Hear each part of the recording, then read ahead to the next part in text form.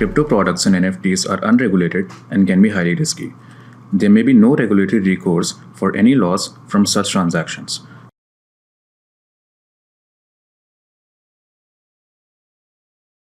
Hello and welcome to ETMarkets Crypto Q&A. I'm Aloni Bhatt. Today we have Parth Chaturvedi, lead crypto ecosystem at CoinSwitch Kuber, who will respond to all your questions. Now, Parth is a crypto native since 2018, and before his role at CoinSwitch, he was a management associate at FalconX, which is a digital asset trading platform headquartered in the US. Hello everyone, this is Parth Chaturvedi. I'm the crypto ecosystem lead for CoinSwitch Kuber. We've been doing these sessions around basic cryptocurrency concepts or Web3 related terms. Today the topic that we are going to cover are decentralized applications, also referred to as dApps. What are these dApps or decentralized applications? They're basically programs that let people interact with each other without involving any third parties. So the best example that I can give is think of dApps as any other app that you use on your phone, but it is not hosted by a centralized party. So let's say when you're using an Uber app, you're interacting with the Uber platform. Whereas in the case of a decentralized Uber, what would happen would be that you would be interacting directly with other drivers on the blockchain platform itself. So how can these dApps be structured? So they can be, at present, there's a lot of focus on decentralized finance, and a lot of financial transactions are being moved on to these decentralized apps. Similarly, any transaction or legal communication that needs to be relied on a third party in the real world can be moved over onto a blockchain in the form of a dApp. dApps are useful in this perspective because instead of depending on the competence and trustworthiness of these third parties, there is solid code and a layer of computers and nodes working together to enforce these contracts and agreements. How do dApps work? What exactly is the internal working of dApps? So to understand dApps, you basically have to understand two concepts. One is around blockchains, and the other is around smart contracts. So these two are pivotal in terms of how dApps are built. Blockchain, because they provide the element of decentralization, where there's no central party that is going to affect transactions, and smart contracts because they are inbuilt into those blockchains and can auto execute agreements. So the use of smart contracts and related cryptocurrencies holds the different parties accountable for the agreements that they have signed into. No single authority controls them. Users and providers can interact directly without trusting an intermediary for their personal information or any related financial transactions. It would be best if I could explain how a dApp works with an example. So think of them to be an advanced version of regular apps that just allows you to have complete control over the transaction. So without any big tech or third party player watching your every single move on an application, dApp gives you the personal freedom to interact with another peer on the same blockchain network without being held accountable for your actions or being monitored by your actions per se. Also, these programs don't require your personal information as such to work either. So a lot of these Web2 centralized platforms usually take a trove of your personal data and use it as tools for advertisers.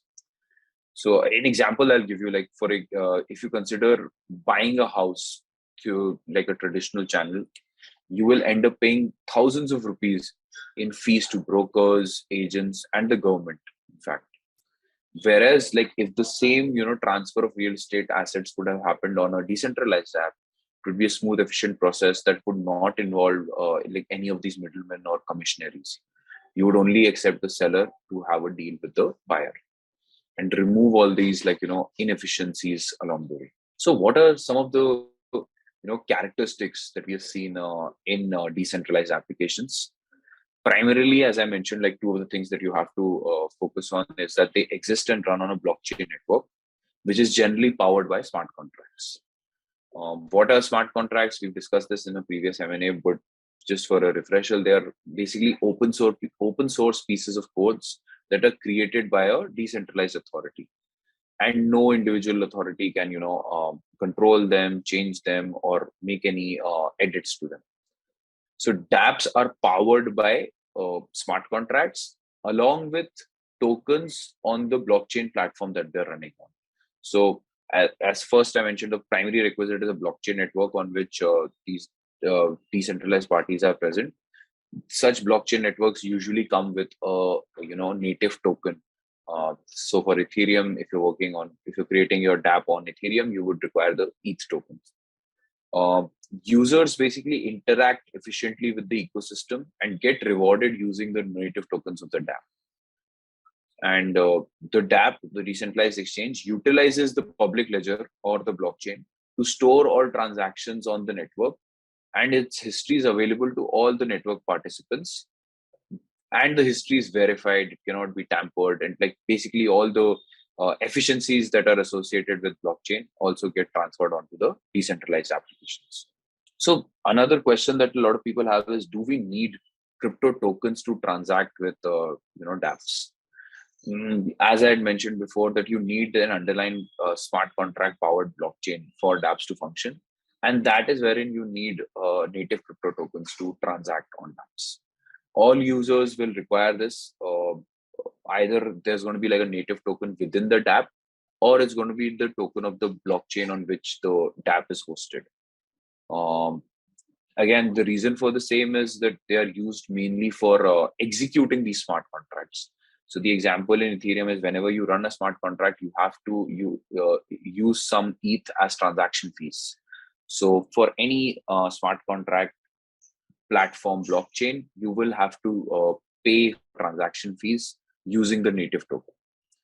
Similarly, like a lot of these layer one blockchains, as they're called, also use tokens for staking, which is used in participation of governance mechanisms.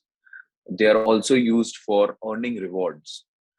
In simpler words, the tokens are vital for maintaining the security of the dApps and keeping it free from the influence of any one single authority. Sort of consider it as the economic model of dApps are usually based on crypto token holders. Most of it has been clearly explained in terms of how dApps are different from regular applications. But if we have to single down certain points, then these would be the key highlights. On regular apps, users interact with traditional program or code that is designed by a third party. Whereas in dApps, users interact with smart contracts based on the blockchain in the background. On regular apps, the backend consists of centralized servers, which are controlled by a specific authority. Whereas on the other hand, in dApps, these systems are, hosted by multiple servers around the world without much central oversight. Because of the way that they're structured and have centralized servers, regular apps require a lot less computational power than decentralized apps. But this in turn makes them less secure and prone to hacks because there are single points of attack for these centralized applications. Whereas dApps are less vulnerable to cyber attacks because of the security of the blockchain that they work on, and the decentralization that comes with it. So what in all are some of the unique advantages or disadvantages of apps? Some of the ones that I touched upon in the previous point are around security and computational power. So the advantages of dApps includes that they secure user privacy. They provide the infrastructure that is required to make innovative digital solutions for modern day problems. They have less downtime. In turn, with the use of proof of stake networks, they are also having cheaper transactions and are more efficient in the long run. Points that don't really, are in advantages for dApps are usually because of the early stage of the evolution process that we are still in. So most applications that are developed right now are very experimental in nature and are very vulnerable to bugs, errors, scalability issues, or in general, efficiency and security issues have appeared in most dApps. At the same time, another big point for dApps to solve is the end user experience or the UI. which still seems to be very primitive and is way behind how Web2 user experience generally lands up. So in terms of the promise of dApps that they have to offer and ending centralized data pools, they still have a long way to go in terms of becoming more mainstream and becoming more user friendly. So this brings us to the point as to which are the popular, decentralized apps or dApps that are currently being used in the real world. As I had mentioned in the beginning, there is a lot of focus on decentralized finance as of now, which is also referred to as DeFi. And these DeFi dApps have really taken off with the amount of value logged in the DeFi system as a whole being over $100 billion. The most popular DeFi dApp is Uniswap, which is currently the largest decentralized exchange platform. They are also referred to as DEXs. So what is a decentralized exchange? For Uniswap, it is built on top of Ethereum blockchain, and it basically provides a protocol that supports the swapping of ETH into any other ERC20 token format. So like in centralized exchanges, you exchange one particular asset for fiat. Here you can basically swap ETH with any other ERC20 token. Being decentralized, what it does is it creates these liquidity pools wherein you can get the rate for your swap, and everything is transparent, everything is on chain, so you can see the amount of fees that you are paying to the platform for executing any kind of swap. Similar to decentralized exchanges, another concept that has taken like a huge uptake in decentralized finance is lending, and the main protocol there is MakerDAO. MakerDAO is a cryptocurrency lending platform and that runs its own digital token or stable coin called DAI. So what MakerDAO does, it allows users to lend and borrow crypto without an intermediary bank. And users on MakerDAO do not have to give all the registry details of their KYC, or in general they might not be even having banking access. So it sort of acts as a new source of capital for people looking for any kind of loans in the crypto space. And finally, I would like to highlight Synthetics Network, which is another DeFi application built on Ethereum protocol, and it basically mints crypto synthetic assets. What are synthetic assets? Synthetic assets are generally derivative assets that track their value from an underlying asset class. So synthetics, in its sense, supports the minting of traditional as well as digital asset synthetic tokens. These can include stocks, commodities, indices, other cryptocurrencies, etc. Currently, it is the largest crypto synthetic asset platform. So besides DeFi, how can dApps be useful in today's digital world? So dApps are perhaps one of the most promising applications of Web3 in general. They allow people to engage with each other in a more genuine, decentralized environment, removing the need for intermediaries and middlemen. As a result, financial institutions can make transactions cheaper, faster, and easier for everyone. Social media platforms could support dApps. They can do away with bias, censorship, and make the internet a more equal and safer place for everyone. The potential for dApps in today's world is unparalleled, and when we recognize the need to protect our privacy, keep our personal information secure, and create a P2P culture in every aspect of our digital lives. So think of it as an example in terms of the data that you share with all these centralized platforms and how valuable that is in terms of generating advertising revenue for them. Case in point, Meta, as an example, gets over $20 billion in revenues just from ads based on the data that we provide them. In the future, in a decentralized Web3 world where dApps run, where everything runs on dApps, you would be the owner of this data and would have a certain amount of control as to how this data is shared with third parties. And if you want to monetize it, how do you want to monetize, in which ways you want to monetize it? Another example I wanted to highlight was an Uber that runs on as a decentralized app, where there is no centralized Uber to make the connection between you and the driver. such platforms could result in further reduction of fees, making things more efficient in the process, and raising wages for both the driver while lowering fees for the consumer.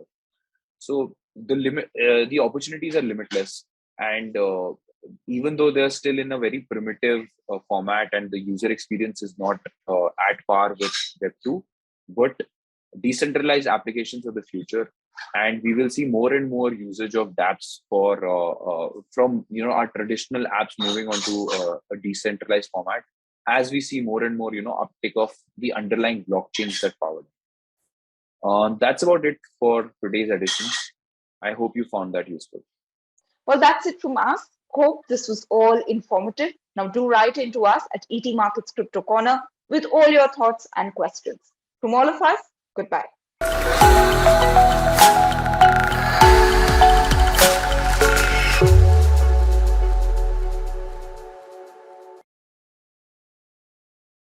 Crypto products and NFTs are unregulated and can be highly risky. There may be no regulatory recourse for any loss from such transactions.